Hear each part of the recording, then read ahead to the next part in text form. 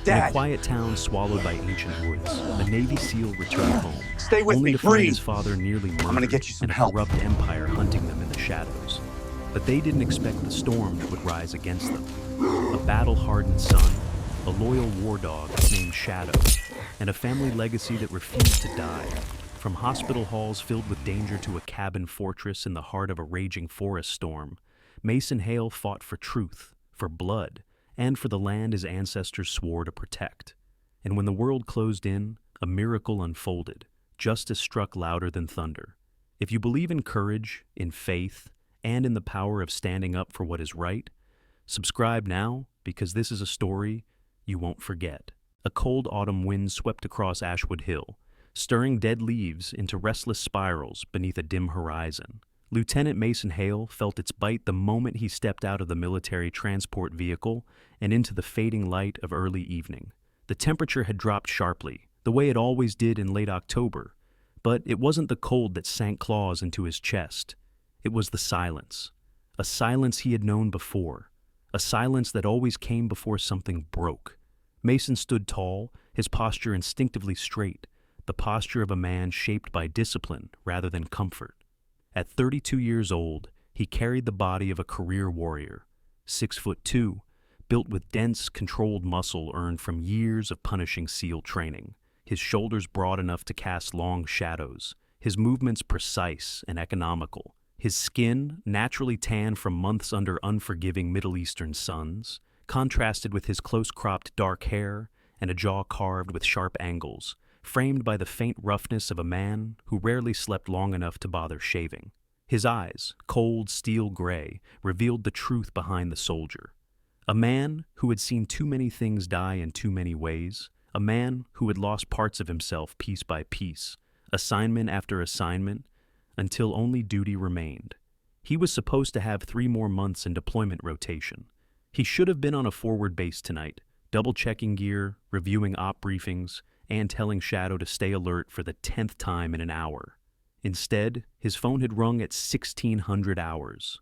A hospital administrator with a carefully rehearsed voice had informed him that his father, Samuel Hale, had been admitted for what they called acute neurological distress.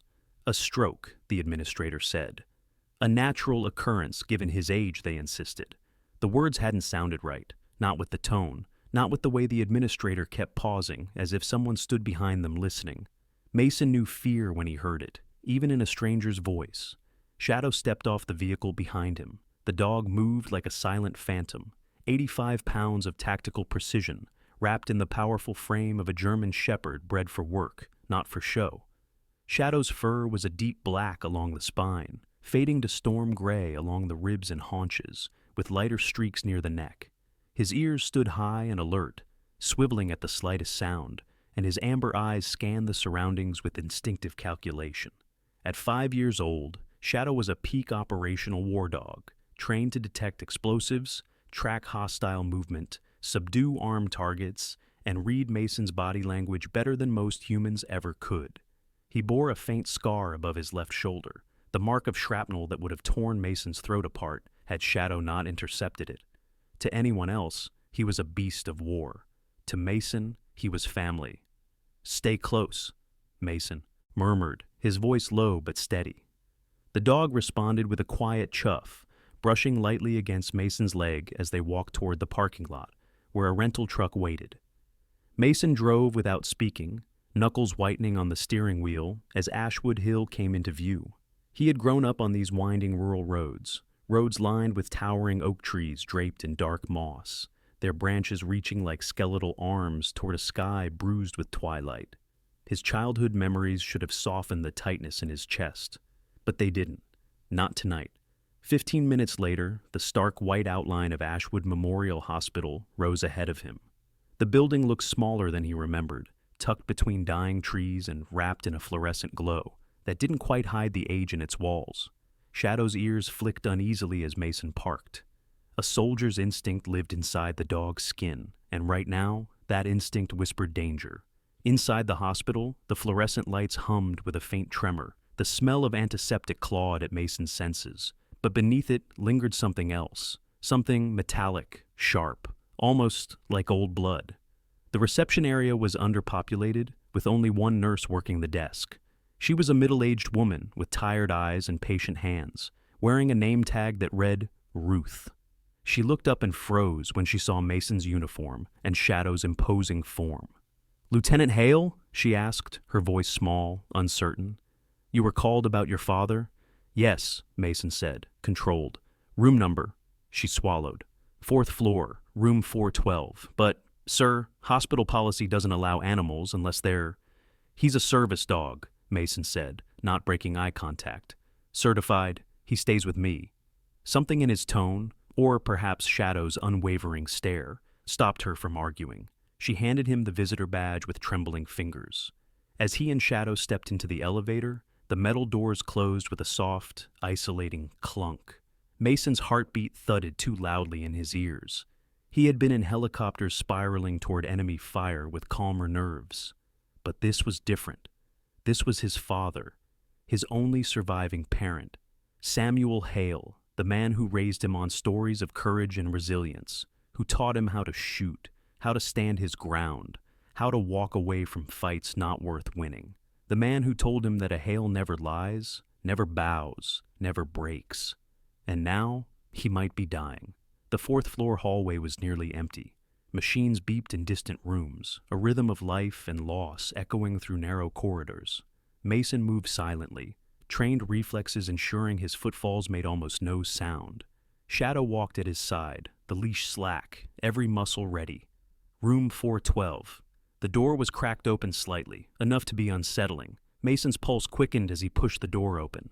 His father lay on the bed, pale, unmoving, frail in a way Mason had never seen. Samuel Hale had always been a tall, broad-shouldered man with thick white hair, a man whose presence filled a room with quiet authority. But now, his cheeks were sunken, his breathing shallow, his lips nearly colorless. His once serious blue eyes were closed beneath lids faintly trembling. Mason walked closer and froze. On his father's wrist, partially hidden beneath a hospital bracelet, were finger-shaped bruises, oval, fresh, purple, not from a fall, not from a stroke, from a hand. Mason's jaw clenched so hard it hurt. A cold fury crept up his spine, calculated and lethal, but beneath it throbbed something deeper, fear, not of violence, but of losing the man who gave him everything. Shadow growled softly, sniffing the bruises. His hackles rose. "There's no way this was an accident," Mason whispered, more to himself than to anyone else. A sudden clatter made him spin. At the doorway stood a young nurse, mid-20s, thin, skin pale as porcelain, with curly blonde hair pulled into a messy bun. Her uniform sleeves were wrinkled, and she clutched a clipboard as if it were a shield. Her name badge read, Emily Hargrove. She stared at Shadow with wide eyes that trembled. Not fear of a dog, fear of being caught.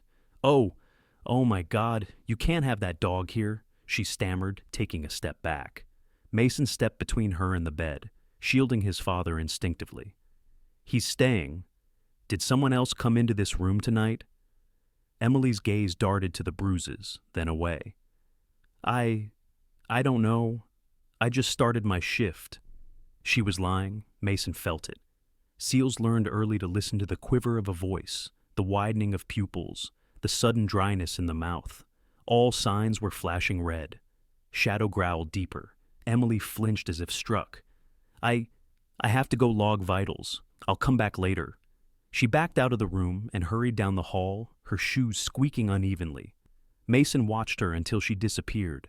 His mind churned like gears grinding in the dark. This hospital wasn't safe. His father wasn't safe. Something, or someone, wanted Samuel Hale dead. Mason checked the IV line, examining for tampering, then adjusted the blanket around his father.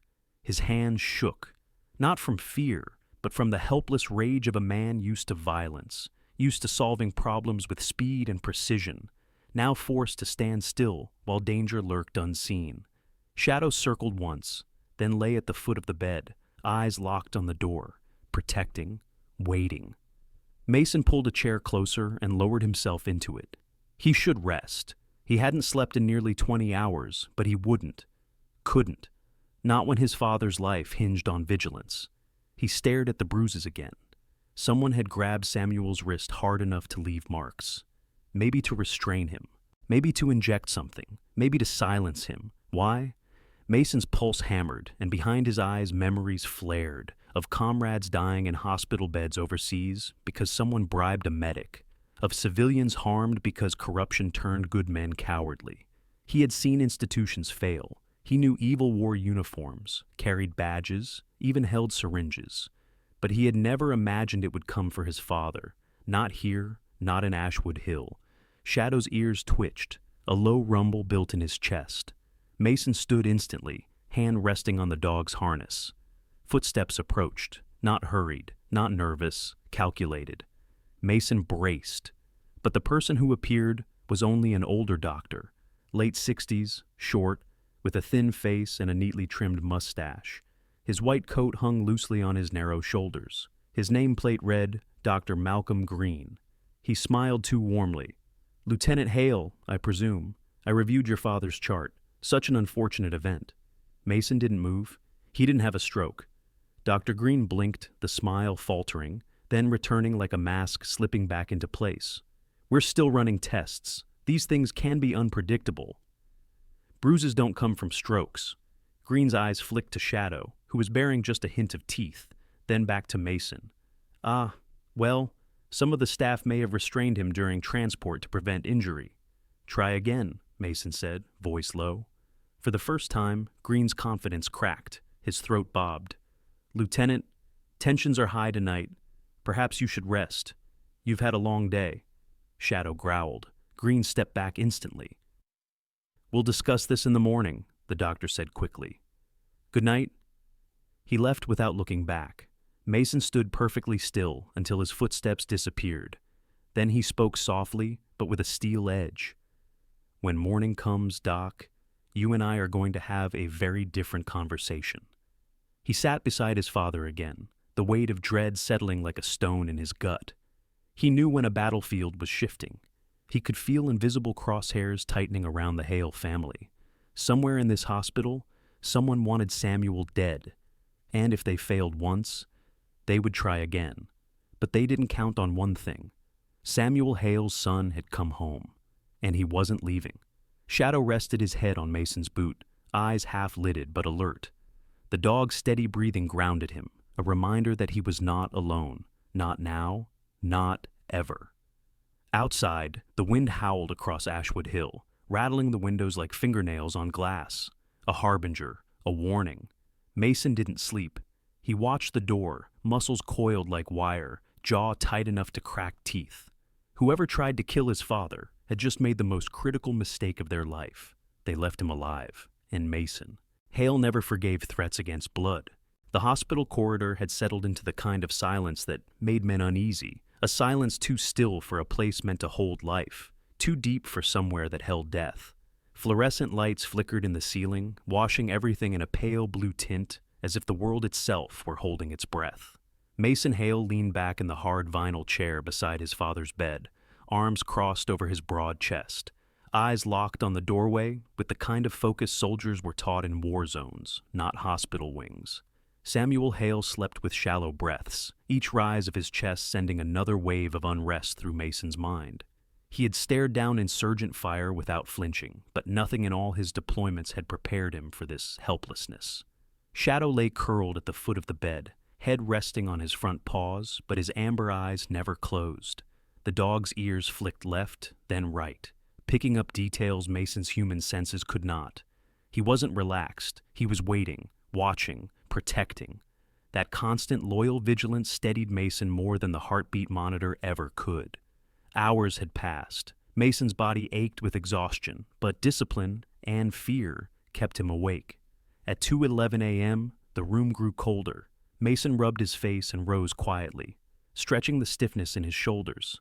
He hadn't drunk water since arriving, and dehydration crept in, carving a dull fog around the edges of his thoughts. Shadow lifted his head, watching. "I'll be right back," Mason whispered. "Watch Dad." Shadow didn't move, but a low, quiet rumble in his chest said he understood.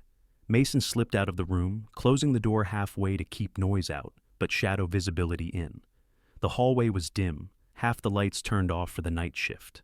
A vending machine hummed from down the corridor, the only sign of life. The whisper entered silently. The attacker had moved through the staff exit, bypassing cameras with practiced ease. He was lean, maybe mid-30s, with a predatory sharpness to his movements. His frame was wiry but strong, the kind of strength honed in alleys and paid in cash, not the polished, disciplined muscle of military training. His hair was a dirty blonde, tied short at the back, but his most notable feature was his face, clean-shaven, angular, with cheekbones that jutted sharply and eyes that held no warmth. The kind of eyes belonging to someone who had killed before, someone for whom suffocation was not a crime, but a chore. He wore dark clothing, navy scrub bottoms stolen from storage and a black long-sleeve shirt tucked neatly beneath the waistband. A pair of latex gloves stretched tight across his hands. In his right hand, he held nothing visible, but his left flexed and relaxed rhythmically, preparing. The whisper had a reputation. Mason didn't know it yet, but men in this town whispered the name with unease, the man who ended lives without leaving noise behind. A ghost who could stand beside you and take your breath before you realized he was even there. The same ghost who had come once and intended not to fail twice. Inside, room 412, Shadow's ears stiffened. The door creaked open. Samuel Hale lay helpless as the whisper approached, his movements fluid, calculated. He reached down, placing a hand over Samuel's mouth and nose in a single swift motion. The elderly man jolted awake, eyes shooting wide with panic. A muffled gasp caught beneath the assassin's palm. Shadow launched like a missile. The dog hit the whisper in the ribs with a force that sent both of them slamming into the rolling tray beside the bed. Metal clattered. Instruments spilled. The whisper snarled, twisting to shield his throat from Shadow's snapping jaws. The German shepherd's teeth missed by an inch, grazing the fabric of the attacker's sleeve. The assassin swung his arm hard, backhanding Shadow with surprising strength. The blow would have knocked a normal dog off balance, but Shadow was not normal. He recovered instantly, paws digging into the tile as he lunged again. This time, the whisper grabbed the IV pole, swinging it downward like a club. It collided with Shadow's flank, forcing him sideways with a pained yelp that shot like lightning through the quiet corridor. Mason dropped his water bottle. His heart stopped. And then he moved. He sprinted back toward room 412, pushing off the wall to make the corner faster. The moment he saw the open door, adrenaline detonated through him. He burst into the room with the force of a battering ram. Shadow leapt sideways, distracting the attacker. Mason took the opening. He grabbed the whisper's arm, twisting it behind his back with brutal efficiency. He shoved the man into the wall, forearm pressing the assassin's face into the plaster. "Who sent you?" he growled, voice low, dangerous. The whisper chuckled, a soft, rasping sound. He jerked his elbow with a violent twist, slipping out of Mason's grip like smoke. Mason swung again, but the assassin ducked beneath the blow, rolling across the floor with alarming speed. Shadow lunged to intercept. The whisper grabbed a dropped syringe from the floor and brandished it like a knife. Shadow dodged. Mason didn't. He rammed the man into the bed frame. The whisper hissed in pain, but didn't stop. He grabbed a fistful of Mason's sleeve and used the momentum to vault backward, kicking off the edge of a chair to launch himself toward the open door. Mason followed, but the man was fast, faster than someone without training. Military? Ex-military? No. His movements were too unrefined, too impulsive. This was a street-born killer, not a soldier. At the doorway, a security guard stood waiting, not helping, waiting. He was in his late 40s, stocky, with thinning brown hair and a mustache that looked like it belonged in a bygone decade. His uniform clung tightly to a belly shaped by decades of night shifts, and his eyes shifted nervously, but not with confusion, with calculation. His name badge said, Officer Darren Pike. Pike stepped aside. The whisper vanished down the hall. Mason skidded to a halt in front of Pike, rage flaring. "You let him through." Pike raised both palms. "Sir, I barely saw anything. He ran past before I—" "Bullshit," Mason snapped. Shadow growled at Pike, baring teeth. The guard swallowed hard. "Look, I'm just trying to do my job. You can't accuse me of—" "You moved before he reached you," Mason said, voice cutting like bone against steel. "You knew he was coming." Pike's eyes darted down the hall, then back. A flicker of guilt or fear or both. I didn't see his face. You saw enough. Pike stepped back. If you keep threatening me, I'll call administration and animal control. That dog isn't allowed here. The hallway lights flickered. Shadow snarled, but Mason held up a hand to steady him. You do that, but before you make that call, remember something. He stepped closer. Pike froze. I've buried men harder than you for smaller sins. Choose wisely who you protect. Pike's face drained of color. Mason turned away. He needed answers. Now. He stormed down the hallway, Shadow pacing beside him. The dog limped slightly from the blow to his side, but refused to fall behind. Mason's heart twisted at the sight, but there was no time to tend to wounds. Not yet. They reached the physician's office. Dr. Malcolm Green sat inside, writing something in a chart. He jumped when Mason threw the door open, the folder slipping from his hands. His thin frame stiffened as if preparing to deny everything. Lieutenant Hale, good heavens, what? Someone tried to kill my father again. Mason slammed his palm onto the desk. I want answers. Green's mouth opened and closed like a dying fish. I don't understand. Why is there an unreported security breach in the last hour? Why did a guard let a murderer walk past him? And why? Mason leaned forward, steel-gray eyes boring into him. Did my father look like someone tried to restrain him earlier tonight? Green broke. The mask slipped entirely. He slumped back into his chair, rubbing his face with trembling hands. For a moment, he looked like a man drowning in someone else's ocean, forced into complicity, not born from malice.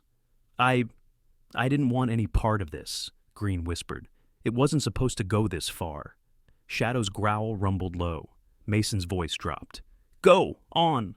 Green swallowed. Your father, Mr. Samuel Hale, he owns a large tract of land in Ashwood Forest. Land that certain individuals very much want. He refused to sell. Who wants it? Green's eyes flicked to the door. If I say the name, I'm dead. So instead, they'll kill my father? Green winced. They told me it would be natural causes, a slip, a sedative misreported, nothing violent, nothing noisy. Mason felt something cold unravel inside him. The whisper wasn't sent to frighten him. No, Green murmured. He was sent to finish it. And you helped. Green's head hung, shame twisting his features. I signed off on the initial evaluation. I marked his chart unstable. That's all I agreed to do. After that, things escalated. Mason stepped back, disgust warring with fury. He knew corruption. He'd fought men who hid behind systems and sold their souls for power. But seeing it here, in a place meant for healing, sickened him in a way battlefield carnage never had. He stared at Green, voice low and lethal. You're going to undo what you've done, and you're going to tell me everything about who wants that land. Green hesitated, then nodded with a defeated slump. There's a development group, he whispered. Silver Pine Development. They're trying to acquire the entire forest. Your father's property is the last piece of land blocking their expansion project. They don't take no for an answer. Silver Pine. Mason memorized the name like carving letters into stone. And the whisper? Mason asked. I've only heard rumors, Green said shakily. He's a contractor for them. A specialist. Mason exhaled slowly, pieces aligned, the angles sharpened. His father, the land, Silver Pine, corrupt security, the whisper entering twice. This wasn't random. It wasn't a crime of opportunity. It was an execution attempt, and it had failed only because Shadow existed. Mason turned toward the door. Green, the doctor looked up. If anyone else comes near my father tonight, anyone, you call me first. Not security, me. Green nodded rapidly.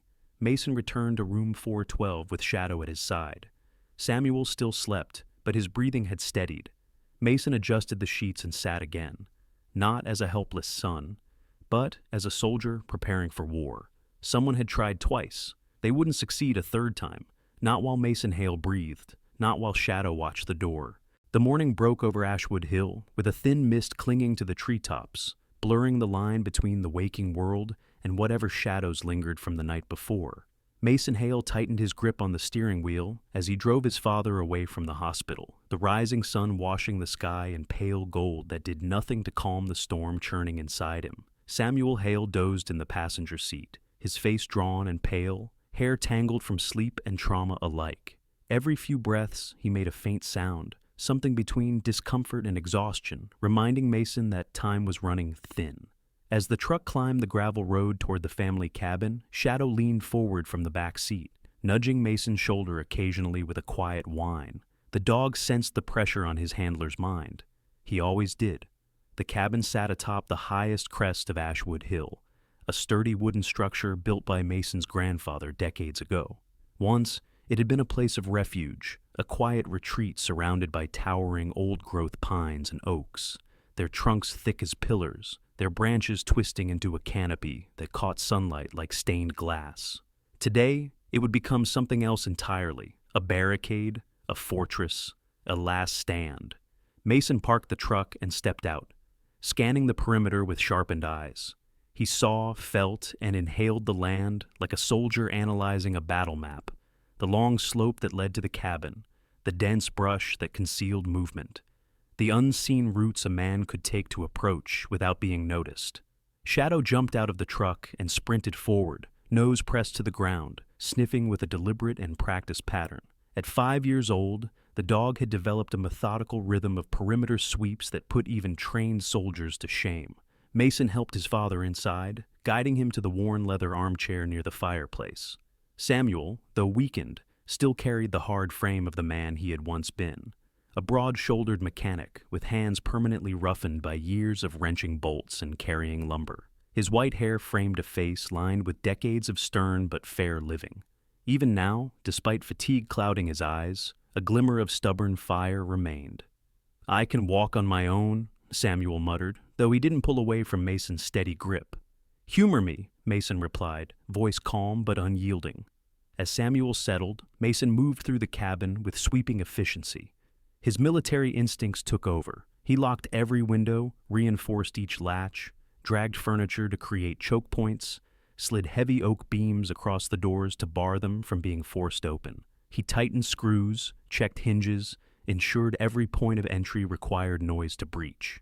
In the seals, stealth was survival. Here, noise would be the alarm. Shadow returned from a circuit around the cabin, fur prickling along his back.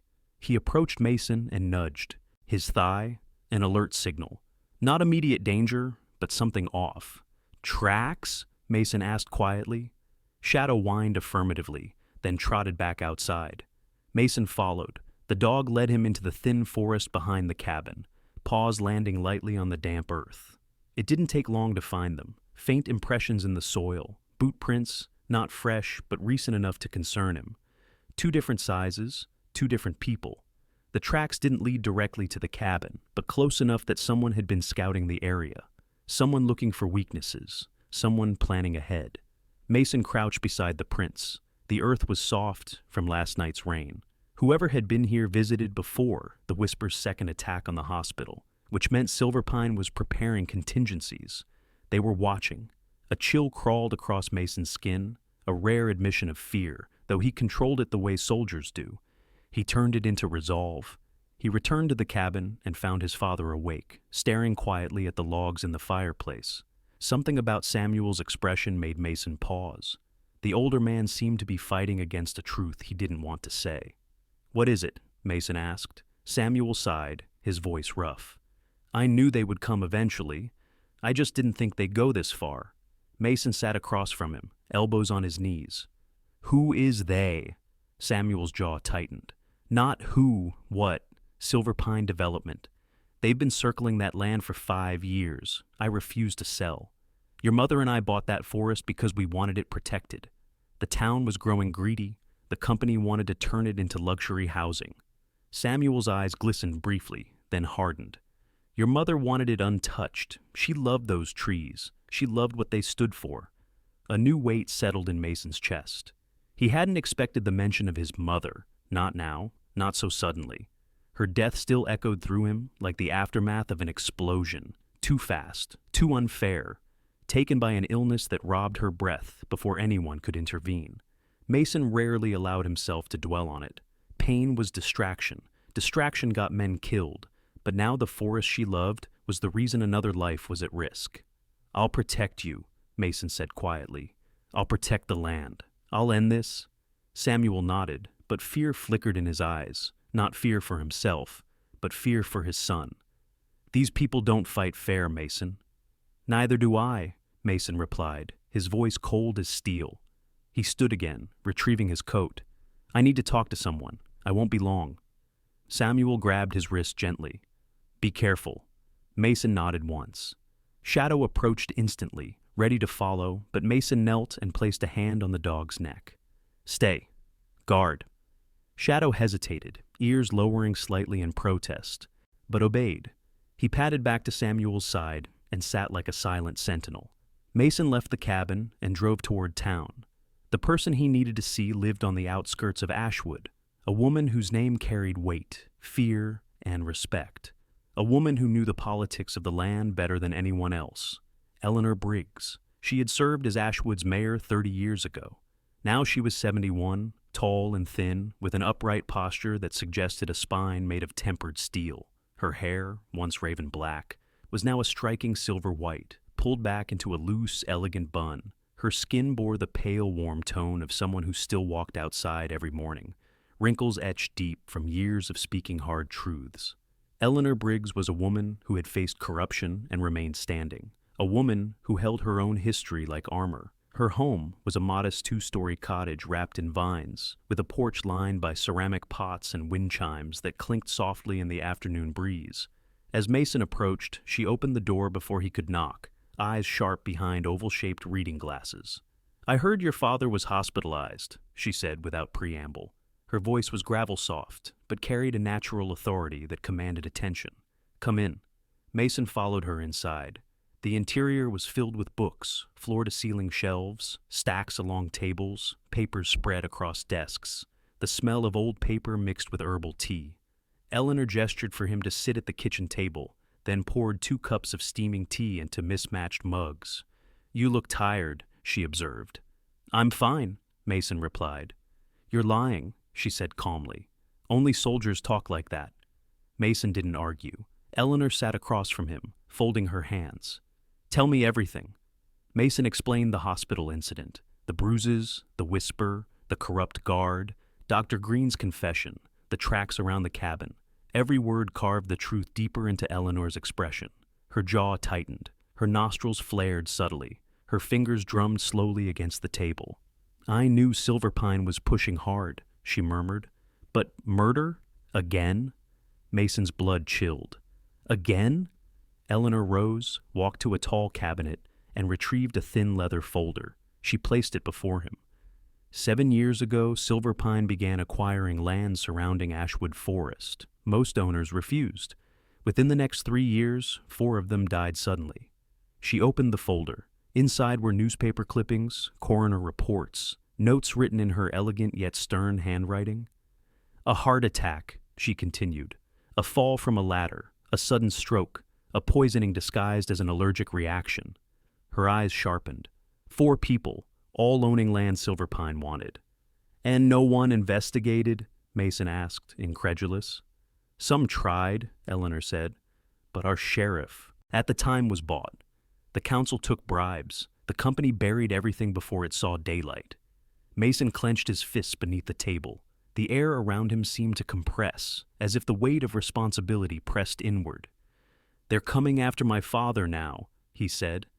They'll keep coming, Eleanor replied. They don't like loose ends. Mason exhaled slowly. The truth was a cold knife sliding beneath his ribs. But beneath the cold grew something hotter. Anger, sharp and pure. Not the volatile kind, the precise, tactical kind that sharpened a soldier's focus. I'm going to collect evidence, Mason said. I'm going to expose them. Eleanor nodded, admiration flickering in her eyes. I can help you.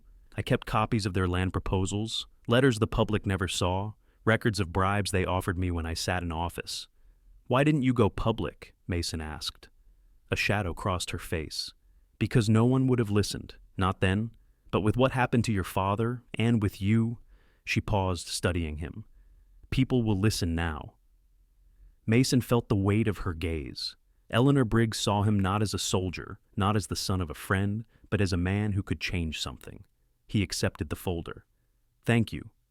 As he stood to leave, Eleanor touched his arm, a gentle gesture, but her grip carried strength. "Be careful, Mason. Silverpine has roots everywhere, even in the police." Mason nodded grimly. "I know." The drive back to the cabin felt longer than before. The sun dipped behind the hills, casting long shadows across the forest road. Mason's jaw tightened as the cabin came into view, its silhouette sturdy against the twilight. Shadow met him at the door, tail stiff, posture alert. The dog was uninjured now, but his eyes told a story. He had sensed something while Mason was gone. Mason knelt and placed a steady hand on Shadow's neck. "Good boy. Keep watching." Inside, Samuel slept peacefully in the armchair. Mason locked the door behind him and scanned the windows once more. Every movement had purpose. Every breath carried a vow. Tonight, he was not a SEAL deployed overseas. He was a son, a guardian, a man prepared to wage war for the people he loved. He glanced at the leather folder Eleanor had given him. Silverpine didn't understand what they had started, but they would soon. The sterile white walls of Rady Children's Hospital seemed to hum with a quiet electronic pulse. It was a world away from the sun-drenched violence of the resort or the rotting darkness of the house on Elm Street. Here, everything was clean. Everything was bright. And for Finn, everything was terrifying. Room 304 was dim, lit only by the glowing monitors that stood like sentinels around the bed. In the center of the crisp white sheets, Finn looked impossibly small. He was no longer wearing the filthy, oversized t-shirt. He was scrubbed clean, his skin smelling of antiseptic soap, dressed in a hospital gown that patterned with cheerful cartoon dinosaurs. A cruel irony for a boy who had lived in a Jurassic world of predators for so long. Dr. Elena Rostova stood by the window, adjusting her glasses. She was a woman in her 50s, with hair the color of steel wool, and eyes that held a deep, weary kindness. She had seen the worst of what humans could do to their young, but she had never quite built up the immunity to it. She turned to the door as it hissed open. Jack stepped inside. He had removed his tactical vest and washed the grime of the arrest from his face, but the shadow of the day still clung to him. "How is he?" Jax asked, his voice a low rumble so as not to disturb the silence. Dr. Rostova sighed, glancing at the boy. Finn was awake. He was sitting with his knees pulled up to his chest, his eyes fixed on a spot on the wall. He didn't blink. He didn't move. He looked like a statue carved from fear. "Physically, he's stable," Dr. Rostova said softly. "Dehydrated, malnourished, multiple contusions, and the burns. Those will scar. But he's strong." She paused, her brow furrowing. "Psychologically, however, he's gone, Jax." Jax stepped closer to the foot of the bed. "Has he said anything? About the parents? About Mia?" "Not a word," the doctor replied. "Selective mutism. It's a trauma response. The brain shuts down the speech centers to protect the psyche. Social services tried to talk to him. I tried. The nurses tried. He just stares. He flinches if we move too fast. He's locked inside a fortress, Jax, and I don't know how to find the key." Jax looked at the boy. He remembered the brave kid who had stood between him and the crib, screaming to be hit instead of his sister. That fire was gone, extinguished by the cold shock of the aftermath. Finn wasn't fighting anymore. He was waiting for the punishment he believed was inevitable. "I need a statement," Jack said, though the words tasted like ash in his mouth, "to make the charges stick permanently, to keep them away from him." "You won't get it today," Dr. Rostova said. "He doesn't trust adults. To him, adults are pain." Jax looked down at his belt. He thought about the one creature Finn had trusted, the one being that hadn't demanded anything, hadn't loomed over him, but had crawled on its belly to offer comfort. "He doesn't need an adult," Jack said. Anyway. Faint crunches of wet leaves, the dull clank of equipment, someone cursing under their breath as a branch whipped across their face. Lightning cracked across the sky, illuminating 3 figures advancing through the trees. The first was a stocky man in a soaked black jacket, gasoline can swinging at his side. Even from a distance, Mason could see the man's posture, the swagger of someone who enjoyed his work. The second was taller, wielding a metal pry bar, his beard dripping rainwater. His steps were heavy, impatient, the gait of a man used to breaking rather than thinking. But the third, A shadow slipped between the trees, almost indistinguishable from the storm itself. Lightning flashed again, revealing for a fraction of a second a lean, pale face beneath a hood, sharp cheekbones, eyes too calm for a night like this. A man moving with deliberate silence. The whisper. The silver dagger strapped at his thigh glinted briefly like a serpent's fang. Mason's pulse steadied, not quickened, steadied. Combat did that to him. It tightened his focus until fear dissolved into something colder, cleaner. Not anger, not panic, purpose. He whispered to Shadow, "Stay low, take the first one down." Shadow's body coiled, muscles taut beneath rain-darkened fur. Lightning flashed again. The mercenaries reached the edge of the clearing. The gasoline man stepped forward, muttering, "Set it around the porch. Light it when the wind dies." Shadow launched from cover with a soundless burst of energy, fur slick from the rain, jaws open in a flash of white teeth. He struck the man's calf with devastating precision. The mercenary shrieked, stumbling as the gasoline can flew from his hand and thudded into the mud. Shadow clamped harder, twisting, dragging the man backward into the darkness before he could see what hit him. The second mercenary spun reflexively, lifting his pry bar. What the hell was that? He took a single step toward the porch, onto the tripwire Mason had set beneath the mat. Thunder masked the soft snap of the wire releasing. The man crashed backward, legs flailing as the pry bar flew from his grasp. He slammed onto the wet ground, breath knocked from his lungs. Mason emerged from the darkness like a force summoned by the storm, gripping the man's collar and driving a knee into his ribs before he could rise. The man wheezed, swinging blindly. Mason dodged, a fluid motion shaped by years of drilling CQB maneuvers, and struck the man's jaw with the heel of his palm. The mercenary collapsed, unconscious. 2 down. But it was the third Mason worried about. The whisper had vanished again. A silver flash sliced through the darkness, a blade whistling past Mason's cheek. He spun instinctively, catching only the faint outline of a figure retreating into the cabin's shadowed wall. Rain made the wood shine. Lightning exposed the glint of the dagger again, then swallowed. Eyes skimming, sharp. Brown eyes and calm authority in every step.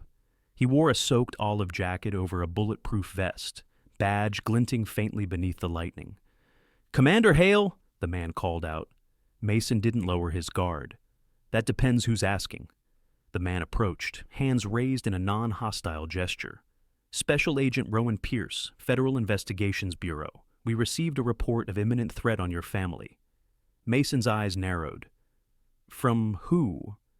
A quiet voice came from behind the agents. "From me." Eleanor Briggs stepped into the doorway, drenched from the storm, but standing tall, her silver hair plastered to her face. Despite the weather, she looked every bit the unshakable force she had been 30 years ago. She met Mason's gaze, her voice steady. "I told you I would help, and this time I refuse to let corruption bury the truth." Agent Pierce gestured toward the handcuffed assassin. "We'll take him, and the others. Silver Pine's involvement is now a federal matter." Mason exhaled slowly. Relief didn't wash over him, not yet. But hope flickered like the lightning outside. Shadow nuzzled Mason's hand, tail low, but wagging slightly now that the threat had passed. The whisper was dragged outside. The bodies of the other mercenaries were collected. The storm continued to rage, but it no longer felt like a warning. It felt like a cleansing. A purge of what had poisoned Ashwood for too long. And for the first time since returning home, Mason believed they might actually win. The morning after the storm broke over Ashwood Hill, with the kind of golden quiet that felt borrowed from a kinder world, a world where violence had never crept beneath the bark of the old trees or haunted the walls of the Hale family cabin. Sunlight pierced through lingering mist that clung to the forest floor, turning the wet earth into a shimmering canvas of light and shadow. Dew coated every blade of grass like tiny jewels, and the distant call of a wood thrush echoed through the clearing, soft and melodic. Inside the cabin, Mason Hale stood at the kitchen counter, his broad shoulders finely unburdened, though still carrying the latent tension of a man who had lived too long in a state of readiness. His reflection in the window showed a rugged man in his early 30s with dark brown hair slicked back from the rain, strong jaw shadowed by stubble, and eyes that had seen more death than peace. But this morning, those same eyes carried something unfamiliar, an echo of hope, fragile but real. Samuel Hale stirred under a warm blanket by the fireplace. His weathered face relaxed for the first time in weeks. Age had carved deep lines along his temples and around his eyes. But today those lines softened, as though time itself allowed him a breath of mercy.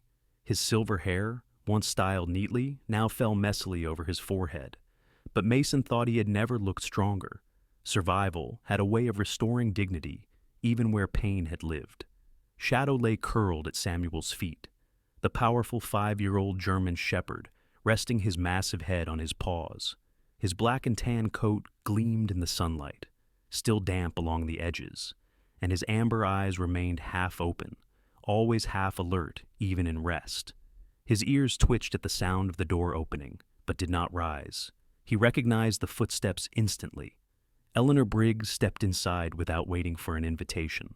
She paused briefly at the doorway, her tall, slender frame outlined by the sunlight behind her.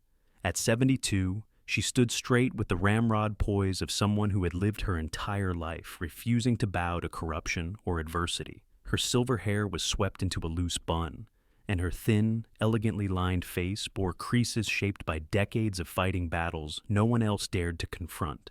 Today, though, there was warmth in her pale blue eyes, warmth and triumph. "You look like a man who finally slept more than an hour," she said, voice firm but carrying the gentleness reserved for people she respected deeply. Mason smiled faintly. "Not sure I'd call it sleep, more like decompression." Eleanor stepped farther into the room, nodding towards Samuel. "How is he?" "Better," Mason replied, his voice softer. "Stronger. He's past the danger now." Samuel opened his eyes, lifting a hand in greeting. "Eleanor, you're a sight for sore eyes." She approached his chair and placed a hand gently on his. "You gave us quite the scare, Samuel Hale. Don't do that again." Samuel chuckled weakly, but the brightness in his eyes said he was grateful to be alive. Shadow nudged Eleanor's hand as she turned, and she scratched him behind the ears. "And you, young soldier, you deserve a medal bigger than your head." Shadow's tail thumped approvingly. Before Mason could speak, a firm knock sounded at the door. When Mason opened it, Special Agent Rowan Pierce stood on the porch, dressed not in tactical gear this time, but in a fitted charcoal gray jacket and slacks that emphasized his tall, athletic build. His deep-set brown eyes, usually sharp and analytical, now held the calm confidence of a man who knew justice had finally caught up to the wicked. His short dark hair was still damp from the morning dew, and a faint scar running along his jaw caught the sunlight. "Morning, Commander," Rowan said. "Or do I finally get to call you Mason?" Mason stepped aside to let him in. "Depends on whether you're bringing good news." Rowan's smile widened. "Then Mason it is." He pulled a small encrypted tablet from his jacket and set it on the table. "We analyzed all the recovered materials from the Whisper's gear last night. The encrypted drive we found contained more than just financial logs and high-level communications." Mason leaned forward, pulse quickening. Rowan tapped the screen. It contained a full audio recording, Silver Pine executives issuing orders to eliminate the remaining landowners resisting acquisition, including Samuel Hale. The room fell silent. Even Shadow lifted his head, sensing the shift in energy. Rowan continued. "We've already verified voice signatures. Combined with the Whisper's confession, the financial documents, and the digital evidence, Silver Pine is done, permanently.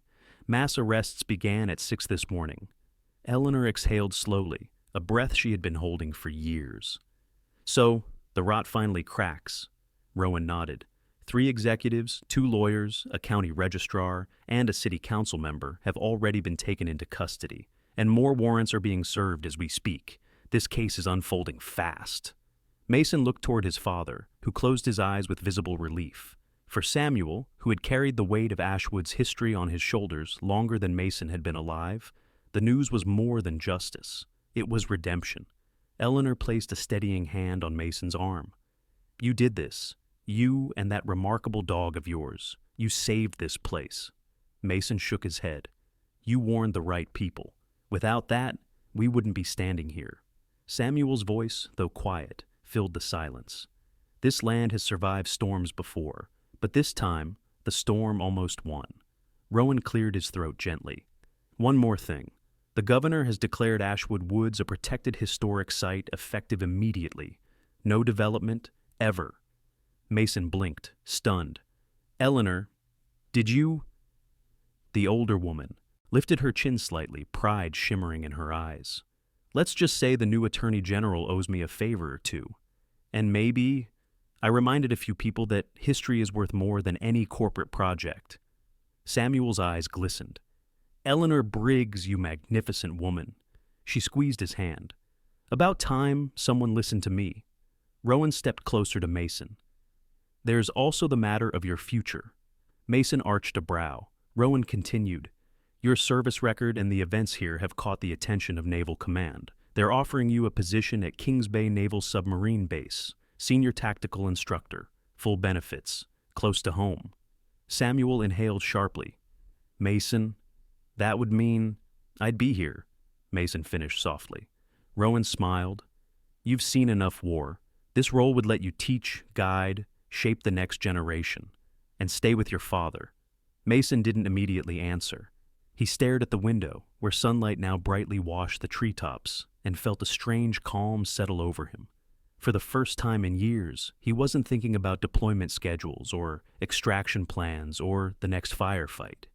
He was thinking about his father, about Shadow, about the land beneath his feet, roots he had never allowed himself to acknowledge before now. After a long moment, Mason turned back to Rowan. I'll take it. Samuel let out a sound that was half laugh, half sob. Shadow barked once, tail wagging furiously. Eleanor smiled with deep satisfaction. Rowan extended his hand, and Mason shook it firmly. Congratulations, Mason. You've earned this. Rowan departed soon after, leaving behind a cabin filled with warmth, relief, and something Mason hadn't felt in years. Peace.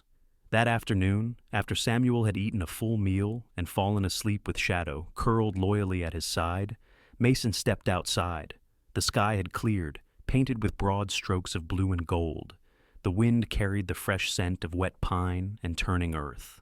On the wide, grassy clearing behind the cabin, Mason picked up a tennis ball, its faded green fuzz damp from the storm. Ready? He asked. Shadow bounded toward him, ears forward, eyes shining with the uncontainable joy only a good dog can fully express. Mason threw the ball high across the clearing. Shadow sprinted after it, his powerful muscles rippling beneath his coat, leaping with the grace of a creature born for both war and freedom. As the dog returned triumphantly with the ball, Mason stood in the sun, letting the warmth soak into his skin.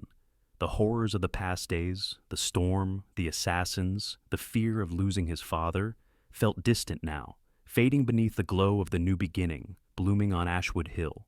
For the first time, he allowed himself to imagine a life lived not between battles, but between moments like this. Moments where he could breathe, moments where he belonged. Peace had returned to Ashwood Hill, and, for Mason Hale, peace was no longer an enemy, it was home. Sometimes miracles do not arrive with lightning or grand revelations. Sometimes they appear quietly, in the steady heartbeat of a loyal dog, in the courage of a son who refuses to give up, in the gentle strength of a father who keeps holding on, or in the unexpected light that slips through the trees after a long storm. The story of Mason, Samuel, and Shadow reminds us that in our everyday lives, miracles often hide inside the people who love us, inside the choices we make when life grows dark, and inside the quiet faith that refuses to break even when the world pushes against us. And maybe that's the real gift, that God places warriors, guardians, and gentle protectors in our path, sometimes in human form, sometimes on four paws, so that we never have to face the storms alone. If this story touched your heart, please share it with someone who needs hope today. Leave a comment below and tell us where you're watching from.